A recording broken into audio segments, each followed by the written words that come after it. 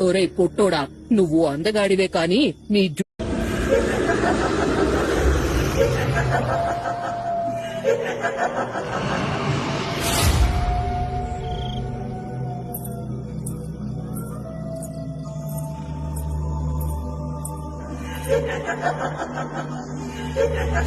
అర్ధరాత్రి కన్నెపిల్ల పగిలిన అద్దంలో చూసుకుంటూ తలదూవుకుంటే ఆత్మని తనలోకి రమ్మని పిలిచే స్వాగత కర్మలో భాగమన్నమాట.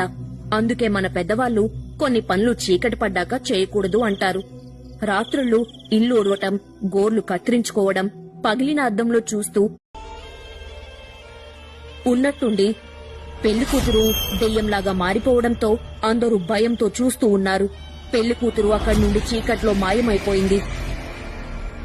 పెళ్లికూతురు బంధువులు చీకట్లో లాంతర్లు పట్టుకుని ఊరు 4 వైపులా వెతుకుతూ ఉన్నారు.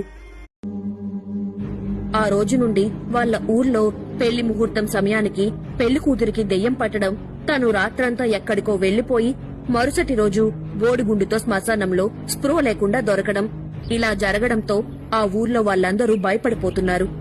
జామి ఊరి అమ్మాయి. ఇదిలా ఉండగా పద్మ, రాజు చాలా కాలం నుండి ప్రేమించుకున్నారు. కాని వాళ్ల పెళ్లికి పెద్దవాళ్లు అంగీకరించలేదు. దానికి కారణం 5 జడ్ల పిశాచి. నా కూతురు నా కళ్ళెదుటే పెళ్లి లేకుండా ముసలిదైపోయినా పర్వాలేదు, కాని పెళ్లి చేసుకుని దెయ్యం పట్టి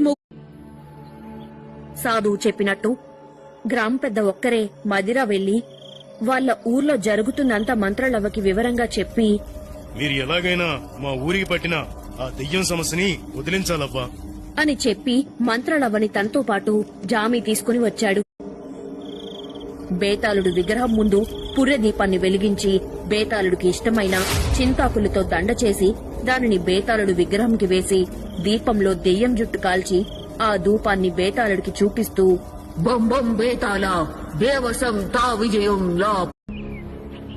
కొన్ని సంవత్సరాల తరువాత చావు బతుకుల్లో ఉన్న భార్య తన 7 ఏళ్ల కూతురిని పిలిచి, అమ్మా జ్యోతి, నీకొక రహస్యం చెబుతాను, జాగ్రత్తగా విను. నేనింకా ఎక్కువ కాలం బ్రతకను. నా పెట్లో ఉన్న చిలకల అద్దం నా శవంతో పాటు నా సమాధిలోనే అమ్మా జ్యోతి, నీ 5 చెల్లెల్ని జాగ్రత్తగా చూసుకుంటానని మాటివ్వు. నా 5 చెల్లెళ్ళకి ఇక నుండి నేనే అమ్మని నీకు మాటిస్తున్నా అమ్మా.